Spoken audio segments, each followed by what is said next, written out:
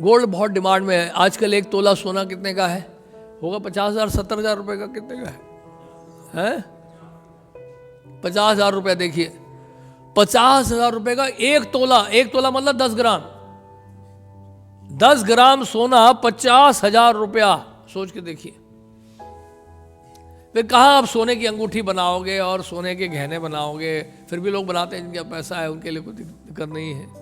नहीं, सोने का नेकलेस और सोने की चूड़ियाँ, सोने की अंगूठियाँ। आजकल तो इमिटेशन बहुत हो रहा है, तो वो देखने में गोल्ड पॉलिश भी नहीं होता, वो देखने में गोल्ड होता है लेकिन होता नहीं है गोल्ड। सोने का कंगन, सोने की चूड़ियाँ, अंगूठी, या हो सकता है वो नकली भी हो और आपको गोल्ड करके बेचा जा रहा हो। आपको क्या पता उसके बारे में? गोल्ड को परखने के लिए नज़रें चाहिए। वो नज़र नहीं है आपके पास कि 22 कैरेट गोल्ड है या 24 कैरेट गोल्ड है। और उस गोल्ड को लेकर आप तरह तरह के आभूषण बनाते हैं, कान में पहनते हैं, गले में पहनते हैं, हाथ में पहनते हैं, ब्रेसलेट बनाते हैं, ब्रेसलेट बनाते हैं और अंगूठियाँ बनाते हैं। कई लोगों के तो 5 उंगलियों में होती हैं अंगूठियाँ सोने की। पूरा शरीर सोने से भरा होता है। पता नहीं क्या सोने से इतना आकर्षण है, हमें तो समझ में नहीं आया। वो तो मेटल है केवल। हाँ, बस वो अट्रैक्शन क्यों है? ये देखिए माया का क्या प्रभाव है, क्या पैकेजिंग किया है भगवान ने। की जो माया शक्ति है उसका पैकेजिंग इतना पावरफुल है। श्री अजीत गोस्वामी लघु वैष्णव तोषणी में लिखते हैं, इस शरीर को अगर उल्टा कर दिया जाए, यानी कि अंदर का जो शरीर का अंदर का भाग है उसको बाहर कर दिया जाए और ऐसे हमें घूमना पड़े, तो ऐसे शरीर खाने के लिए चील, कौवे, गीदड़ सब आएंगे, भागे भागे आएंगे। इतना गंदा है हमारा शरीर। लेकिन जहां इसकी पैकेजिंग हो जाती है तो देखने में बोलते हैं आप तो बड़े हैंडसम लग रहे हैं, बहुत स्मार्ट लग रहे हैं आप, स्मार्टफोन के साथ बहुत स्मार्ट लग रहे हैं। लेकिन असलियत तो कुछ और है। इसलिए इस पूरा संसार ही भीतर से खोखला है, बाहर से बड़ा अच्छा लगता है।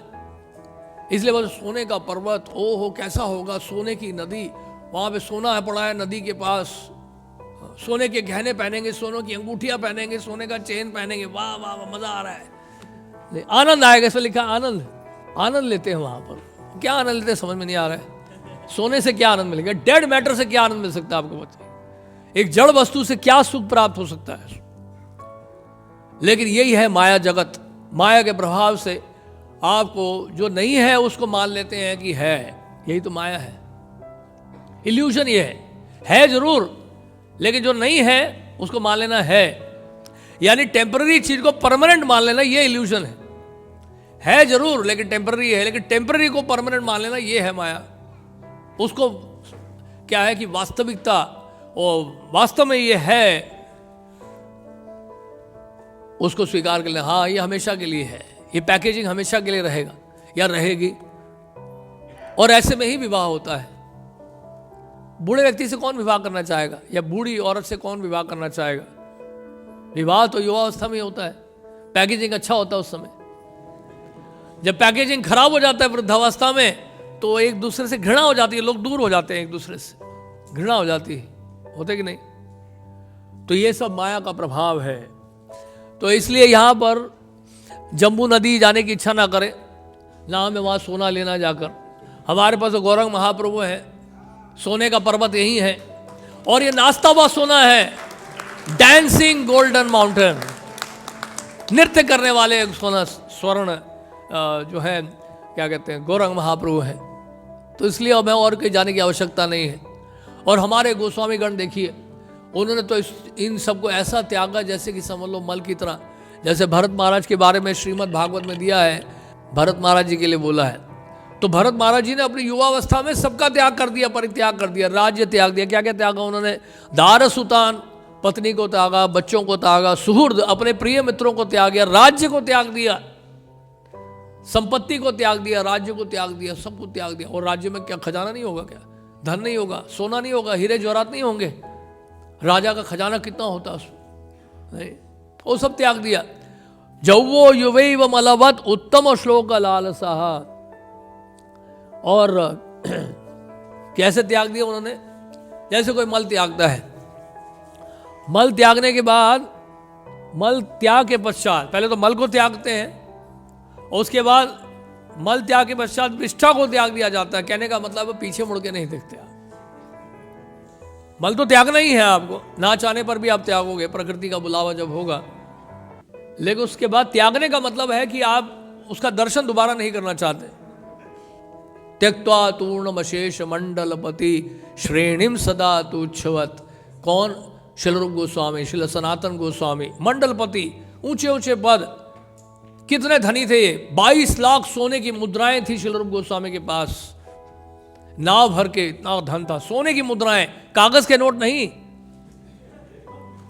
आज का वर्ल्ड का जो रिचेस्ट आदमी है उसके पास कितना होगा? 130 कितना है बिलियन डॉलर्स है? 180 हो गया। अच्छा चलो, आपको एग्जैक्ट फिगर पता है। 180 बिलियन डॉलर्स कागज के नोट है। सारे कागज के नोट ही है। पेपर देखिए क्या माया का प्रभाव है। वो देखिए, हो सकता है कि चलो सोने की मुद्राएं देखकर हो सकता है कि हमारे अंदर लालच आता है, कागज के नोट देखकर भी लालच आ रहा है। माया वहां घुस गई। यानी कि माया बहुत प्रभावशाली है और माया जानती है अच्छा है इन्होंने कलयुग में कागज के नोट बनाए हैं धन के लिए, चलो इसी में प्रवेश कर जाते हैं हम। इसी के लिए आकर्षण हो जाएगा, इसी के लिए लड़ाई झगड़ा होगा, इसी के लिए युद्ध होगा, इसी धन के लिए, कागज के नोट के लिए। तो कागज के नोट को लेकर कोई बैंक में रखे, अपने घर में रखे छुपा के, और बोले कि वो कितना धनी हो। कितना बड़ा इल्यूजन है देखिए। जस्ट बिकॉज में लिखा हुआ है $10, $100, उसमें लिखा हुआ है, उस कारण से उसका जो है उसकी कीमत बढ़ गई। एक बच्चे के सामने आप $1 का सिक्का रखो और $1000 का नोट रखो, तो बच्चा पूरी संभावना है कि वो सिक्का ही उठाएगा, वो $1000 का नोट नहीं उठाएगा। क्योंकि वो $1000 का जो नोट है, यानी $1000 का जो नोट है, उसका महत्व तो नहीं समझता है बच्चा वो, इसलिए वो सिक्का बड़ा अट्रैक्टिव लगता है। लेकिन जैसे जैसे बड़ा हो जाता है, माया का प्रभाव बढ़ता जाता है और उसको लगता नहीं कागज का नोट है वो ज्यादा महत्वपूर्ण है उस सिक्के से। समझ रहे आप? सोने की मुद्राएं सोच के देखिए, गोल्ड कॉइन्स, इस तरह का हमारा करेंसी एक्सचेंज होता था। इतना सोना था हमारे देश में पहले। अब सोने की कमी हो गई तो सोने को कहाँ रखा गया? रिजर्व बैंक ऑफ इंडिया में रखा गया है। तो जितना हमारा रिजर्व बैंक में सोने का स्टॉक है उसके अनुसार जो है कागज के नोट छापे जाते हैं। ये इंटरनेशनल रूल है, इंटरनेशनल बैंकिंग रूल है ये, कि आप के पास जितना है सोना उतना ही छाप सकते हैं आप, उससे ज़्यादा नहीं छाप सकते आप। ऐसे नहीं कि आप मिंटिंग मशीनें छापते रहो पैसा, ये अलाउड नहीं है। तो सोने के हिसाब से, गोल्ड के हिसाब से जो है करेंसी एस्टैब्लिश होती है किसी भी कंट्री में। और सोना ही ना हो तो फिर ना रहेगा सोना, ना रहेंगे कागज के नोट। सोने की मुद्रा, 22 लाख सोने की मुद्राएं श्री रूप गोस्वामी ने त्याग दी, समझ लीजिए। कुछ अपने ने इमरजेंसी के लिए, आपातकालीन के लिए रखा बस। 10,000 सोने की मुद्राएं रखी, जिसमें से उन्होंने सोने की मुद्राएं उनको भी दी, वो जेलर को दिया सनातन गोस्वामी ने। शायद 7,000 सोने की मुद्राएं दी थी। कुछ सोने की मुद्राएं जो है मुनीम जी के पास रखवाई हुई थी, व्यापारी के पास। 22 लाख सोने की मुद्राएं, आधा उन्होंने धन दे दिया कि इसको ब्राह्मणों को, वैष्णवों को दे दिया, और 25% जो है उन्होंने परिवार के सदस्यों के लिए रखा, 25% आपातकालीन स्थिति के लिए रखा। तो इस तरह से उन्होंने बहुत ध्यान से अपनी बुद्धि लगाकर उन्होंने विभाजन किया, उन्होंने धन को बांटा ठीक से। लेकिन क्यों? धन से कोई आकर्षण नहीं है उनको, किस लिए? चैतन्य महाप्रभु की शरण में जाना चाहते थे इसलिए।